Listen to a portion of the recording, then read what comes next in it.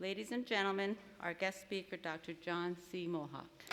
I'd like to begin this by having an explanation a little bit about what the Americas were in 1491 and before that. And just a few thoughts about that. And that I think it's important for people to sort of grasp this idea, which is that for a very long time, specific Indian peoples occupied areas of North America, and that when they occupied these areas as nations. And when they occupied them, there was no question about whose law was on that land or whose customs were there. For all that time, Indian nations interacted with one another, and Indian nations built up their own versions of culture, and they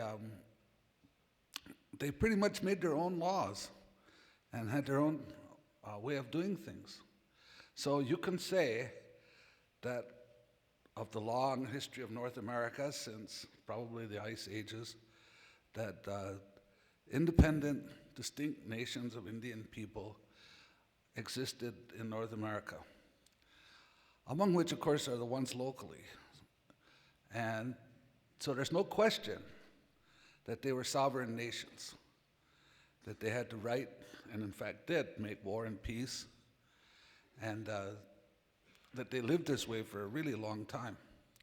So it wasn't as if there was anything new going on in the area of sovereignty or jurisdiction or any of those things that we think of today when it comes to what it is to be a nation.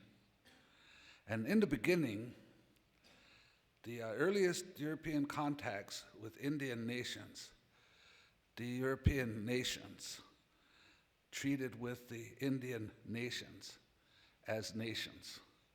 There was no conversation in the 1610s, 20s, 30s, 40s about whether or not they were dealing with nations. The protocols were nation to nation, the rhetoric was nation to nation.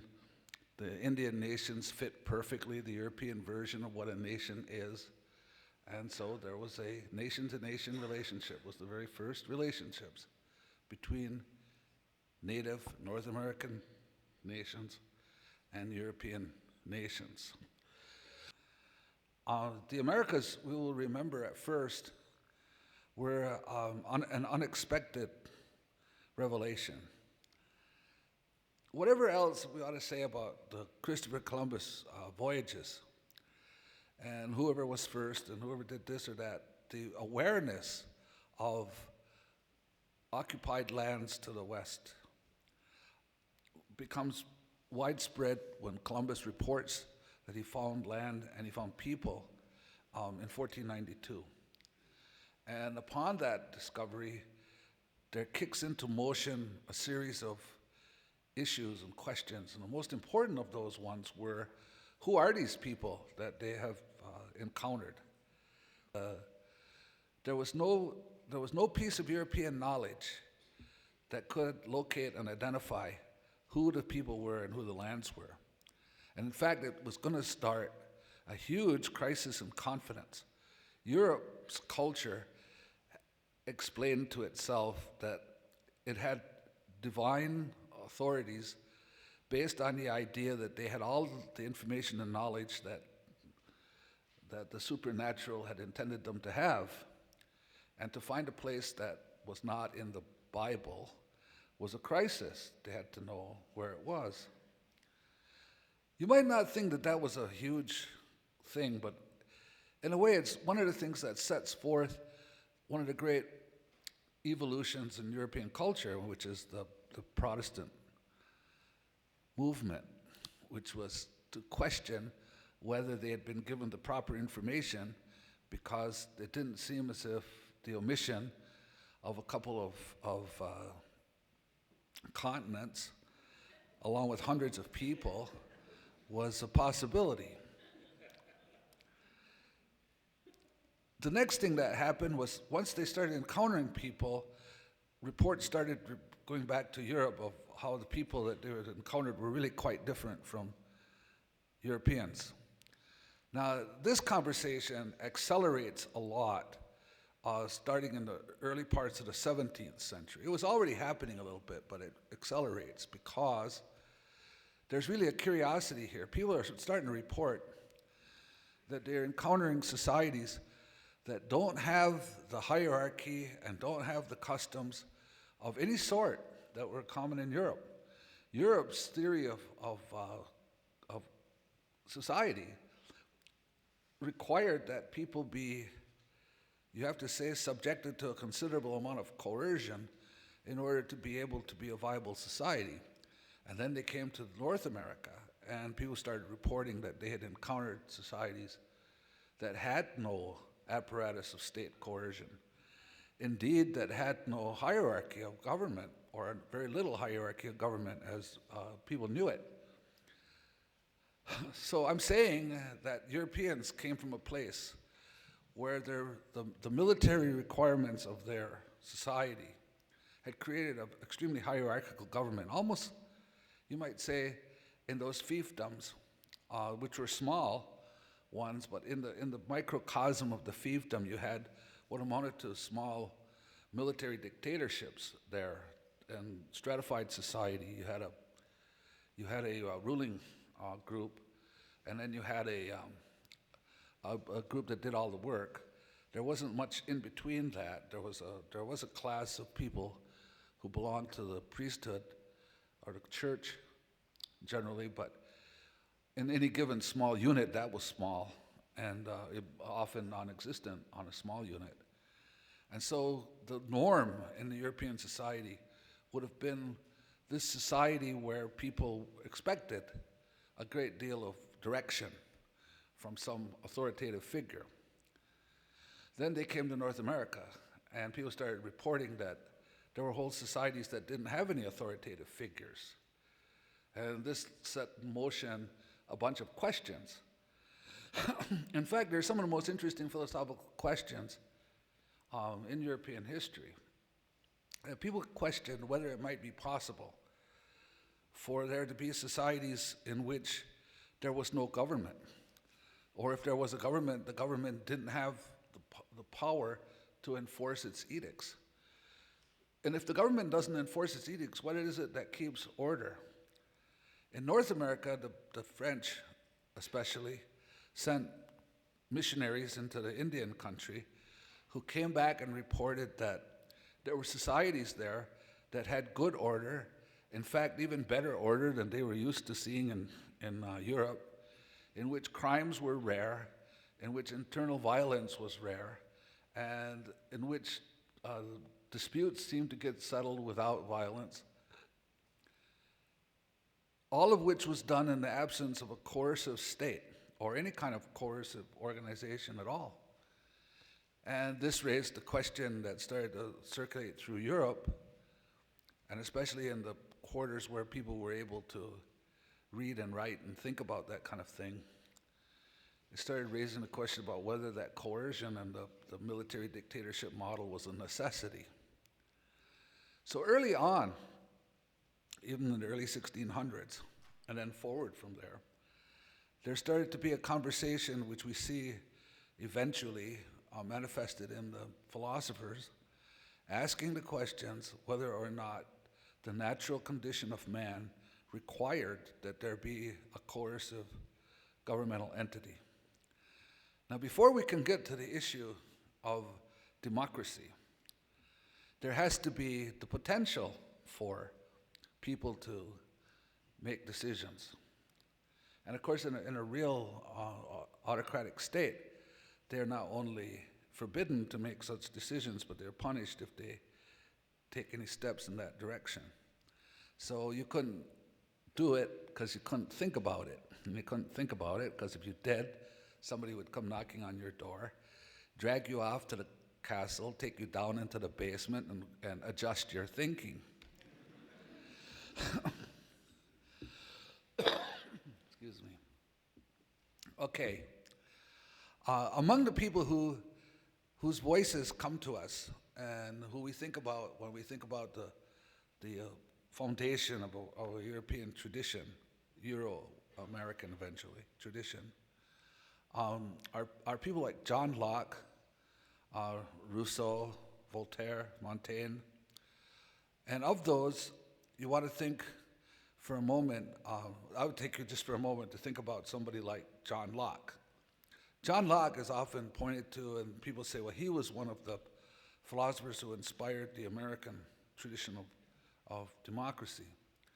And he indeed was. Of course, having said that, a lot of people don't seem to read what it was that John Locke said, because a lot of what John Locke said, we at this point of the thing would have trouble saying, well, here's a democratic sort of fellow. And a lot of what he has to say isn't very democratic.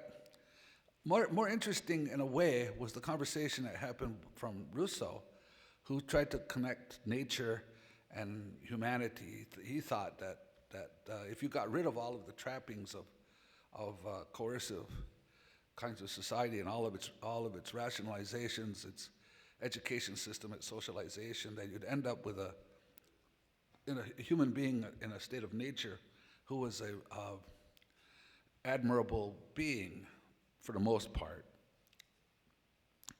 How did it happen that people began to be informed about what that might look like and begin to formulate ideas that actually elevated the concept of what humans were capable of?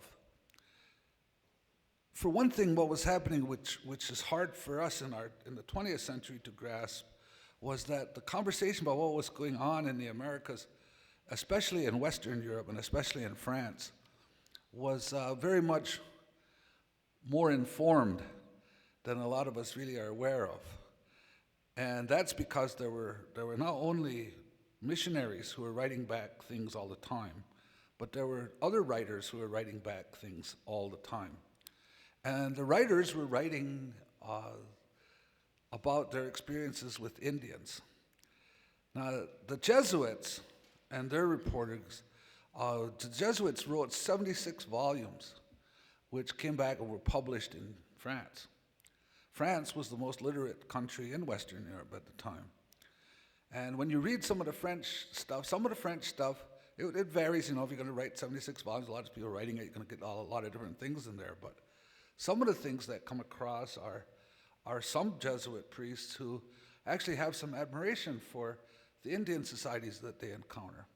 Some of them see things in the Indian societies that they say would be unimaginable among the European society. And there are those ones who write back and say that there's quite a lot of dignity and quite a lot of order, and that Indians follow their own rules without any policemen prodding them to do so, which actually, if you read the whole body of this, there's quite a lot of that kind of urging that goes on. In other words, Europeans, at least on one level, were being fed a description of life among the Indians as being not so terrible. Now, this is in contradiction, really, to expectations of some other writers, especially some of the British materialist writers, who thought that anybody who lived in a state of nature lived in a state in which their lives were nasty, brutish, and short. One of my friends says that was a misprint. It meant their wives. Their wives were, but anyways,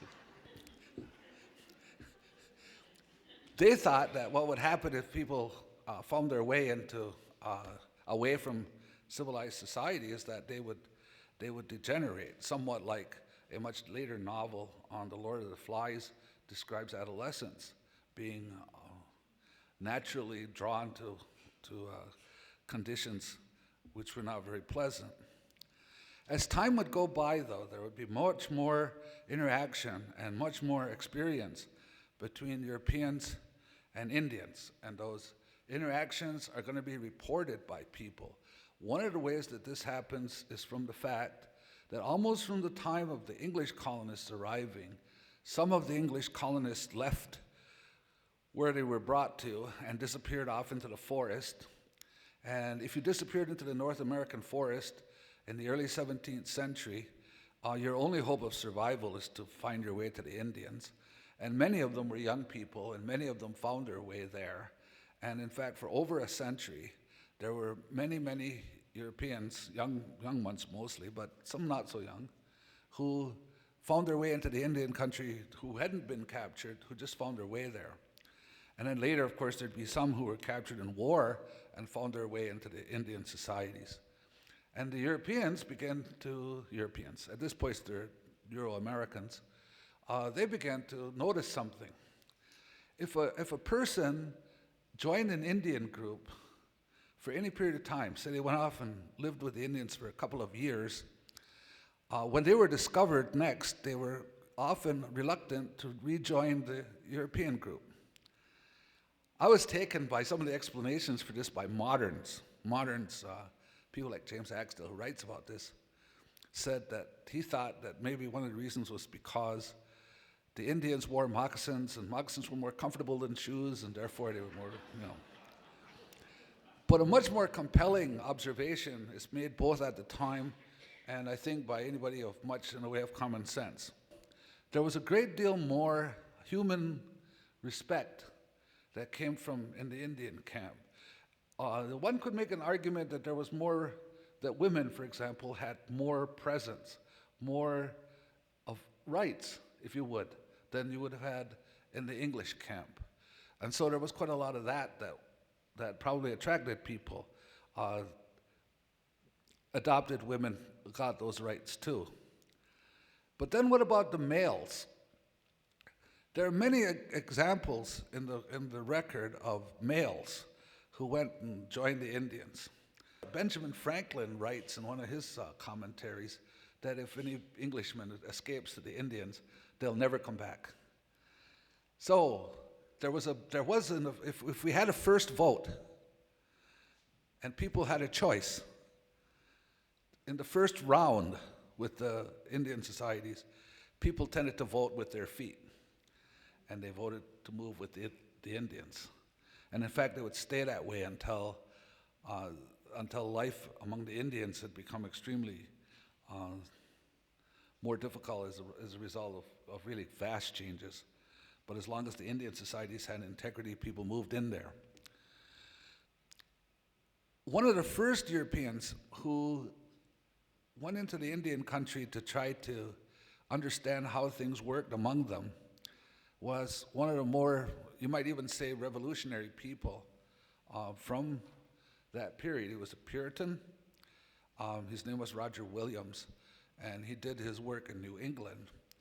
He was a very good scholar, very bright man, and almost from the moment he got off the boat from England, he went off into the woods and he joined Algonquin Indians, and he learned their languages. He learned several Indian languages, and he went and lived with them for a while.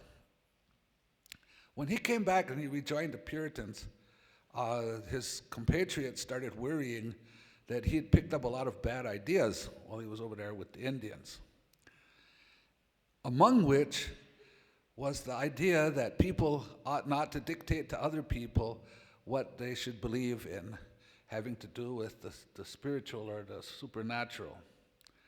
And so he criticized Puritan society for its coercive requirements that people had to believe in a certain religion in a certain way.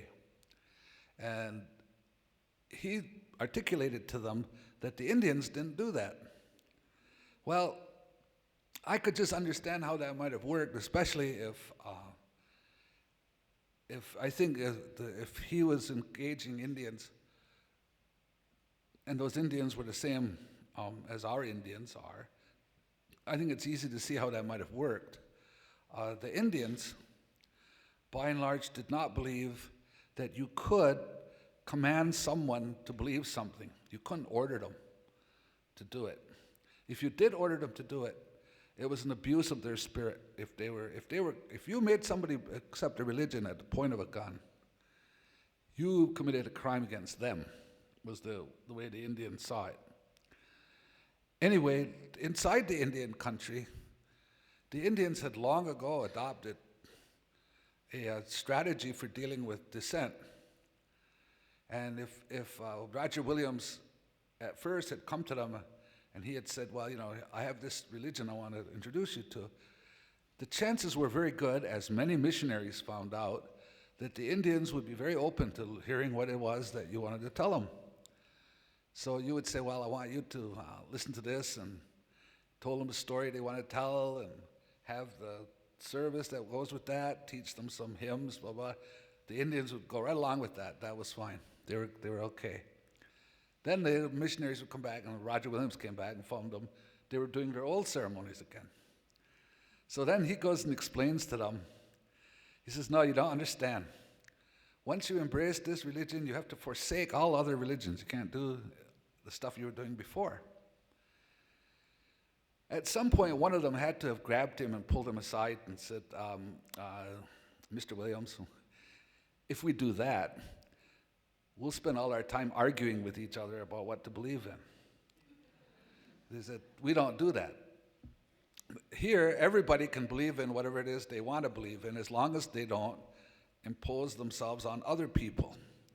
So as long as they respect the integrity and the well-being of their neighbors, we accept that. He said, it's even deeper than that. For many of the belief systems that people have in an Indian community, they are forbidden. They are forbidden to not only to proselytize other people and go tell them you have to believe this, they're forbidden to tell other people what it is that they believe in. And if you look into a traditional Indian society, you'll see that there are many distinct beliefs, that they believe in a lot of different things. But once you're inducted into that belief system, a part of your induction is that you have to keep it a secret. You can't tell anybody. That's what they call those things. If you look in the anthropology stuff in the Northeast Woodlands, they call those secret societies. But it's also a way that people had of avoiding having internal disruptions about arguing about religion. And in fact, until you had a coercive religion that came along, there wasn't much in the way of this things messed up inside the Indian country. Actually, Roger Williams accepted that. He accepted that, and when he went back, he had two real major things. The first is that he believed that all people ought to have the religion of their conscience, which is the beginnings of any real freedom of religion, actually. And then the other thing that he believed is that he told the English that he didn't think that they had the right to claim or take the property on land of the Indians, which of course didn't make him terribly popular among his brethren, but he was the first one to make, at least as far as we know, a significant person, to make a strong argument that the claim of discovery wasn't an adequate claim to the property of the Indians.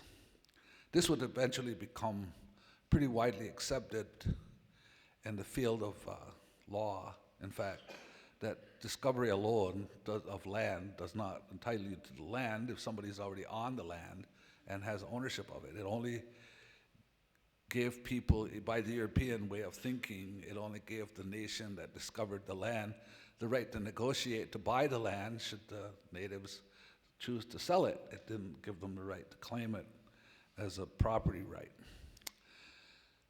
As time would go on, there would be significantly more interactions between the Indians and the non-Indians. But I think it's a very vital, important thing to understand. Up until about 1830, in the North American, especially North American Anglo world, the interaction with Indians was far more common than seems to have been the case according to the way the story is told by later generations. The Indians were everywhere in the society, and it was just common. There was Indians in lots of towns, lots of times, and lots of interaction with the Indians. The Americans were starting to be thinking about how the Indians governed themselves. And there was a conversation that went on among them because Europeans and Indians were constantly in diplomatic contact. There was constant give and go. Conversations were going on left and right. And many of these spilled into everyday ordinary conversation. The Indian fellow is talking with the Frenchman about who's got the better form of government. And the Frenchman is saying essentially that their form of government is ordered, organized, and ordained, if you would. And the Indian guy replies back. He said, I've been to your country, and I've seen it. And he says, there's only one free man in your country, only one who can speak his mind. And the guy doesn't really have much he could say, but he wasn't intending to say anything. He was making a point. And the point was that in the Indian world, everybody was free to speak their mind. So the idea that people could criticize the government, of course, is still a controversial one. It's right in our day, right now, it's controversial. But then it was sort of like at the beginnings of being sort of unheard of, that it was a right, that you could do that. And then the Indians, it turned out, had always done that. When the first English actually encountered the Indians in New England, they were a long ways from England. And they had to come up with some form of meetings to make decisions. They noticed that the Indians met in town meetings, which is still in some parts of New England a common occurrence. So actually the British colonists started meeting in town meetings. Now one of the things about a town meeting, which is different from the way things had been in England, is that it solicits the participation, input, and opinions of all the people in the meeting. And it doesn't work if people are coerced or told to shut up or any of that kind of stuff. It doesn't work very well. The town meeting becomes an exercise, if you would, and something that approaches free speech. So it becomes a conversation about whether you can have free speech or not. And one of the things that's a reality is that it's the Indians who are held up as the model of a society that tolerates free speech. So already we have, before the middle part of the 18th century, we have conversations about the rights of people potentially to be free of coercion about their choices in religion. And we have conversations about the rights of people to be able to practice free speech, even to criticize the government. And these two conversations are happening in America, and they're happening in the context of people's contact with and interaction with the Indians. But even having ideas about how a more democratic thing would work doesn't really work unless you have mechanisms. How do you have a more democratic system of things to work? A way to do it would be town meetings, but I think we can all agree that a big town meeting is kind of limited. It's limited to how many people can be in a town. You couldn't actually have a governing body or a governing thing with some sort of democratic order that involved 100 towns or 1,000 towns or whatever. You couldn't get the meetings together. There would have to be some sort of mechanism to transmit the democratic will of the people from those towns to whatever the center was that represented the larger governmental organization. And that became a piece of a conversation that was going to be happening beginning really in the middle of the 18th century. Now, here's where things get kind of controversial, if you want to have controversy. The person, if we may say this, who probably had the most to do with inventing the idea of an independent country made up of the British colonies had to be Benjamin Franklin. He was thinking about that 20 years before other people. Actually, there were other people who thought about it too, and even a couple before him, but he was the one who really was at the center of things. He was the one whose voice articulated the need to do that, and he was the one who carried, you could say, most of most of the responsibility for writing about that, talking about that, making that a possibility. Among the things that he did, however, was that Benjamin Franklin had a abiding interest in Indians, and not just Indians as a whole, but he seemed to know a lot about and think about and talk quite a bit about Iroquois Indians. So eventually it would be Benjamin Franklin who would be asked to participate in the organization of a plan to unite the colonies. Now the plan was to unite the colonies in order to unite them against the French, but he organized the meeting and he came up with a plan about how the colonized could be unified. It would be called the Albany Plan of Union. Among his travels and among the things that he did, he purportedly attended a Mohawk condolence ceremony. Now, we don't know what a Mohawk condolence ceremony might have been. Some condolence ceremonies are quite elaborate, and some of them carry with them long speeches that go back to the origins of the Six Nations Confederacy and explain where it came from and essentially how it worked and so on and so forth. Some are much less elaborate than that, and he didn't leave any notes, and we don't know exactly what happened. We do know he went to that, and then a little while later he shows up in Albany, and he has a plan of union. Those of you who follow the Onondaga Nation stories and see the symbols and emblems and stuff of the Onondaga Nation, I ask you to think about this. There's a wampum, a string of beads that represents the Council of the Six Nations. The wampum is in a circle, and inside the circle there's strings that represent each of the chiefs. There's a circle of beads and 50 strings representing 50 chiefs. That's the symbol of the Confederacy Council. And you can see it in books, and there's a poster I saw it on this afternoon, and it's all over the place.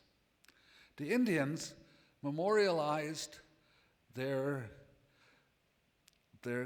documents and their institutions and the agreements they made with other nations, and sometimes they simply memorialized people using shell beads. And the shell beads were woven into different shapes and forms, and they represented different things, but there were many, many hundreds of wampum bells that were exchanged, and the wampum bells had the power of in some cases, the power of treaties, and in other cases, the memory of the nation's own institutions and its origins. The circle wampum is one of those bells. Circle chiefs, 50 chiefs. Now you want to go back to the Albany Plan of Union and what he proposes. And what he proposes is that there be representatives sent to a central council meeting, 50 of them. And then he goes on to talk about how to create this in the form of a confederacy, and how the confederacy would have a central location and how it would work. And in fact, the new colonies were surrounded, you have to say, by a sea of Indian confederacies. Confederation was the form of government chosen by the Indians. A confederacy means that essentially that each of the units has a certain amount of independence, but it has a unity. It's sworn to unified behaviors, so that if they make a treaty, all the members of the group, the confederacy, are members who have the treaty as an obligation for their group. The Albany Plan of Union has other elements to it, but I want to point out just the one. I really want to just sort of mention this because people are going to come back and they're going to say, well, it's not possible. It wasn't true that the Albany, that the Indians influenced the thinking of how the new government was going to be formed.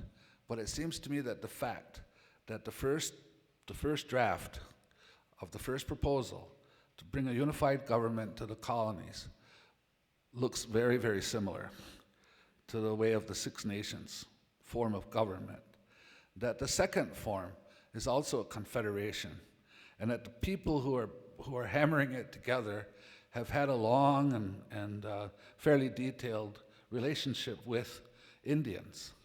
It is argued that it's not possible that the Indians could have inspired the government, even though there's a whole bunch of statements by people at the time saying that they had a lot of respect for that, and they were impressed by it, and they thought this was pretty good stuff, and so forth. Despite all of that, it's said that it couldn't possibly be. And so that's the part that I really came here tonight to talk about.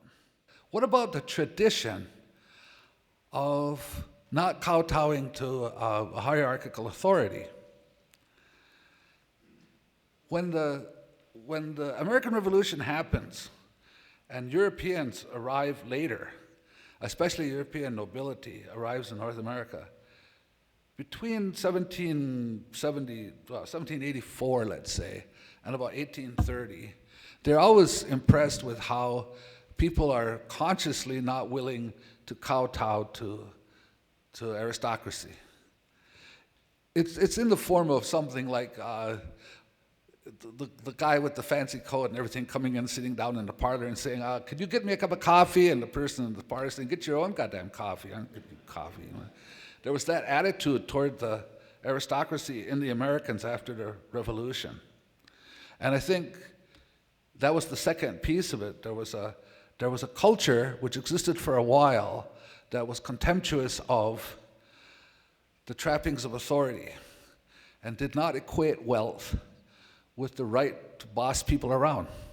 That's changed, I think, but that's what it was like for a while. So, how could it be that there would be such a very, very virulent argument that there couldn't have been any relationship between the democratic tradition practiced by the Indians and some of the democratic thinking and practices by the new American government? Almost to the point where people are hounded who even suggest that there might be a relationship to that. There is a book by a fellow by the name of Roland Van Zandt called The Metaphysics of American Democracy. And it's about the philosophy of history. And it goes kind of like this.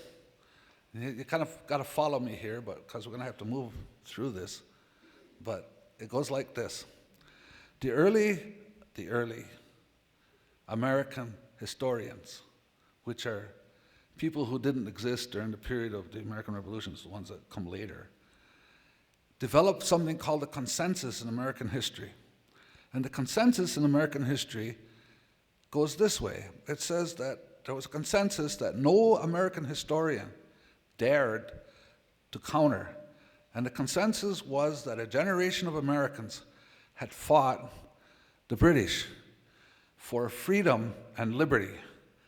And that this fight that they fought for them was such a noble fight, it was such a noble cause, that it stands forever as separating them from all the other nations of the earth. That the Americans had, by their struggle against the British, had acquired the mantle of the carriers of liberty and democracy throughout the world. And that when you are the carrier of the mantle of liberty and democracy throughout the world, you are excused from all the rules that apply to everybody else in the world. You can do anything you want to anybody, forever. In addition, it raises, I think, a very, very cute question. And it's one I'd like to have everybody go home and think about tonight as you're doing it. There has been said, it has been stated in the American modern contemporary life,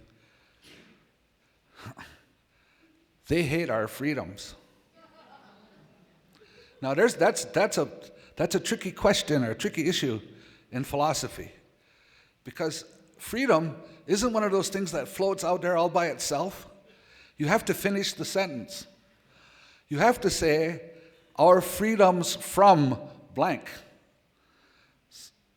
A freedom isn't a freedom unless it's a condition that exists in the absence of some previously existing condition, which is counter to the freedom, okay? So you can't have a freedom. It's impossible for it to even exist unless you had a condition that denied you freedom. But what is the condition that denied you freedom? Was it freedom from unlawful detention, from extraordinary rendition? Was it a freedom from not being able to confront your accuser? Was it a freedom from not being able to enjoy habeas corpus? What was it a freedom from? When Americans say, we fought the British and we acquired our freedoms, they have an obligation to themselves and the rest of us to tell us what those freedoms were and how they have preserved the principle that they say they have preserved in order to keep those free. And then,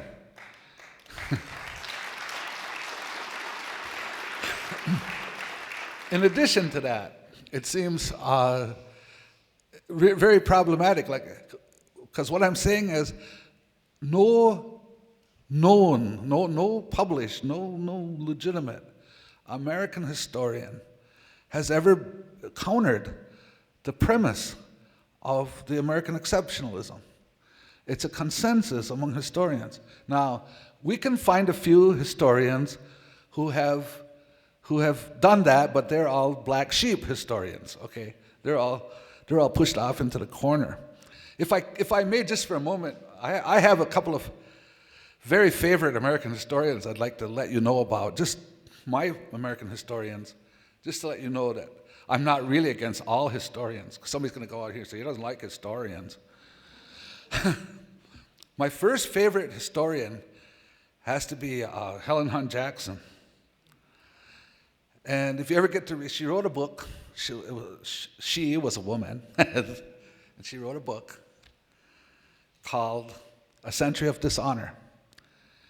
And in that book, she attacks how the Americans have treated the Indians up until over a century ago. But what makes her my hero isn't only that she decided that the Indians were ill-treated, which was not a popular thing to write, by the way, but her book is a classic.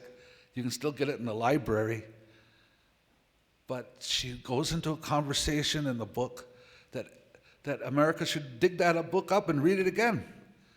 Because she says, the Indian nations are really nations. They're nations in every definition of the word nations.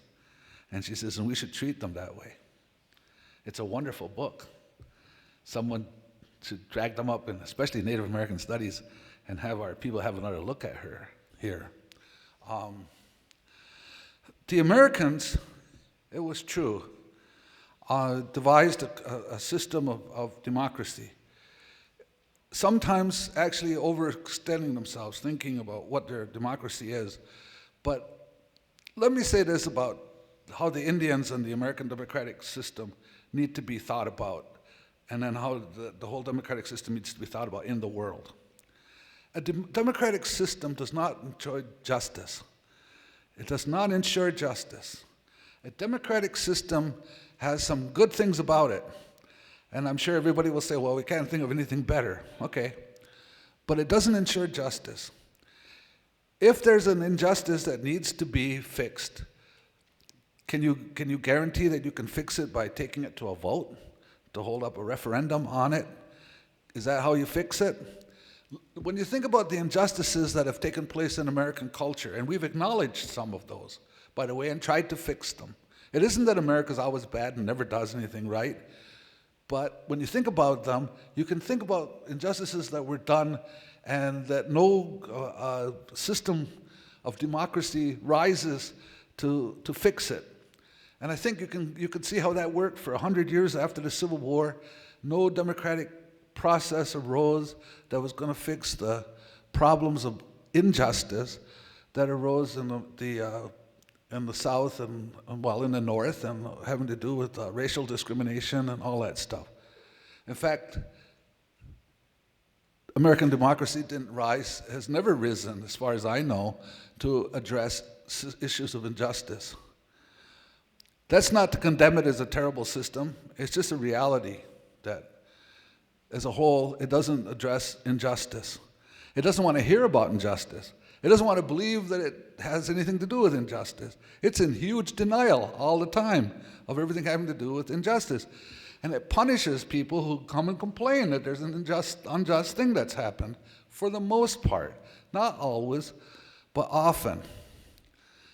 Switch for a moment to 2005 or 6, and the world, the whole world. Wherever you go in the world, right now, America is at its lowest period, its lowest moment of popularity on the planet. After World War II, right after World War II, people around the world cheered America. They saw America as saviors, as liberators. They really did throw flowers at their feet. They welcomed our soldiers in Europe. America was a hero, having gotten rid of the Nazis. And I think so too, in 1946.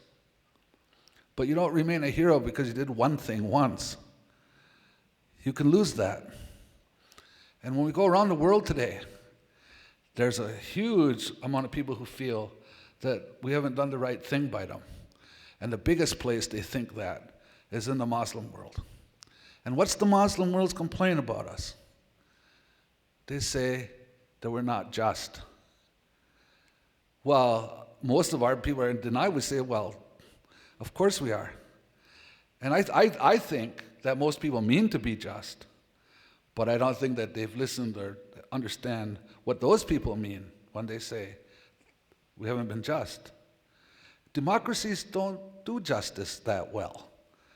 Given the chance to vote, they would vote that there was no justice at all, most of the time. And it's a complex issue, and it's one that we need to address.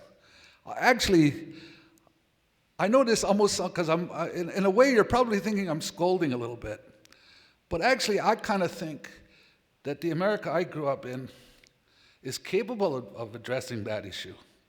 I don't believe it's not capable. I just think it hasn't addressed it, that's all. And I think it needs to address it a little bit. Okay, back to the other one. Angie Debo, when she wrote her thing about what happened in Oklahoma, she wrote about a terrible injustice. And trust me, Americans that read her books get the point. And people are thinking and working on understanding how that could have happened.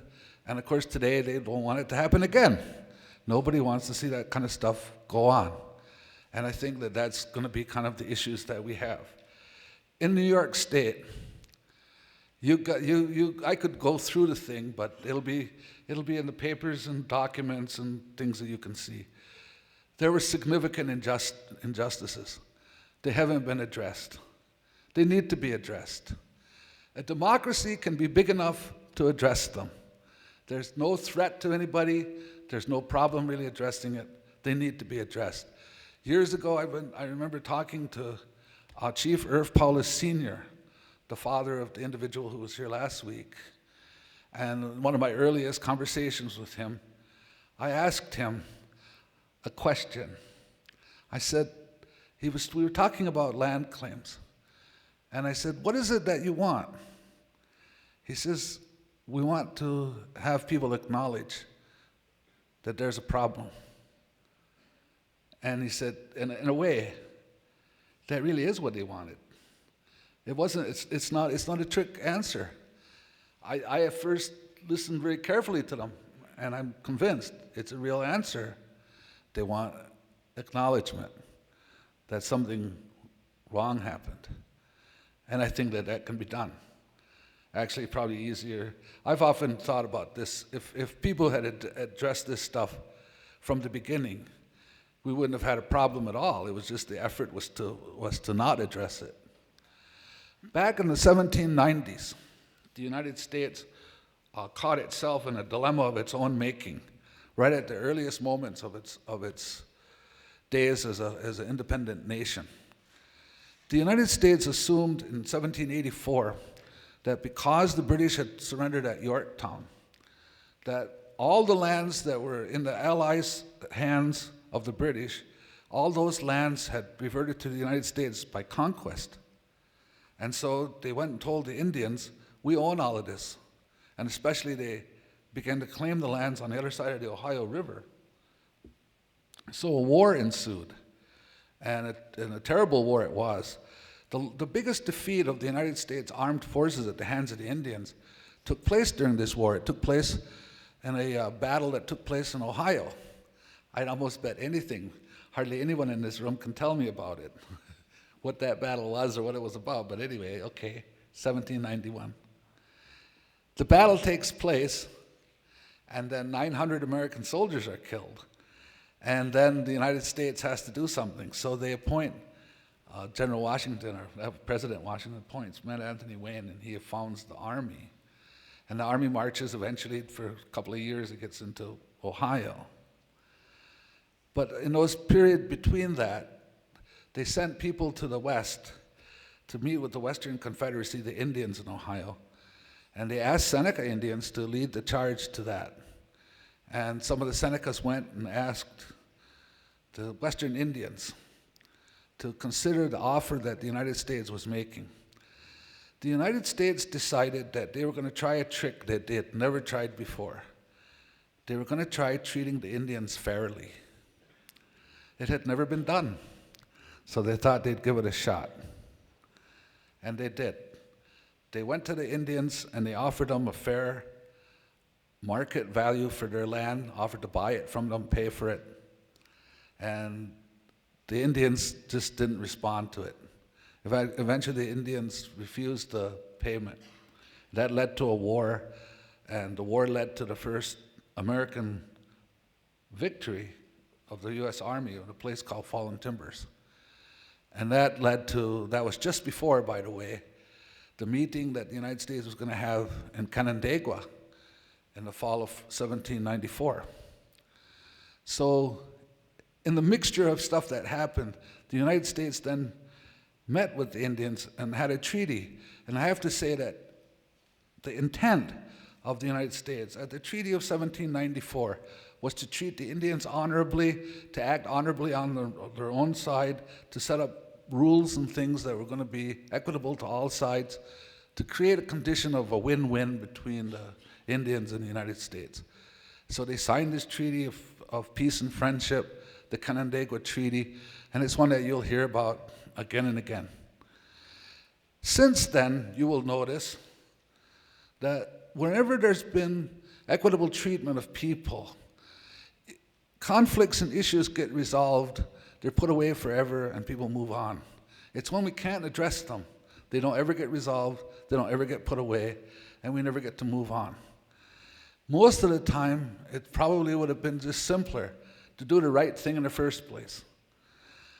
I know that's not popular all the time, but I propose to you that in many of the cases that we're looking at about these so-called land claims and everything, had it been done right the first time, we'd have gotten it done, that would be the end of it.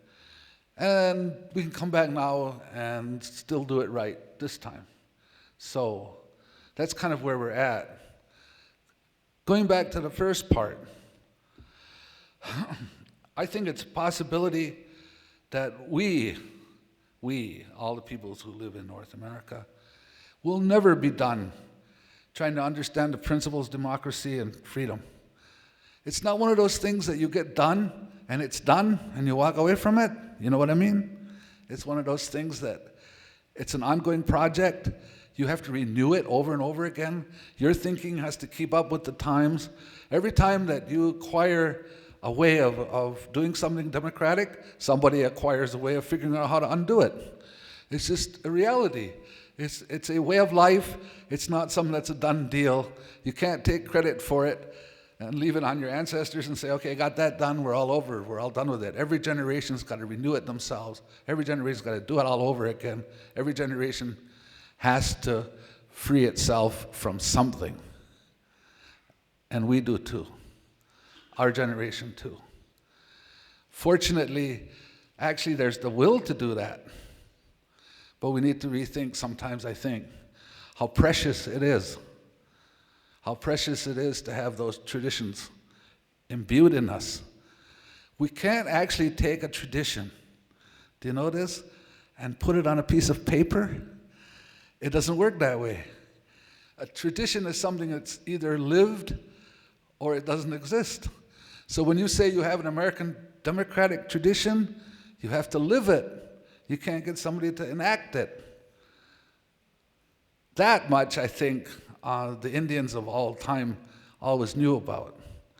So that's where we're at, I think, in our time.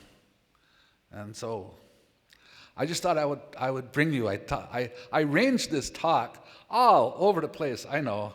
And I kind of went into some things that you probably weren't thinking about. But anyway, I want to say it's an issue that isn't just your issue. It's everybody's issue. And I hope that we can all kind of like live through it and see to it that everybody gets what it is they need at the end.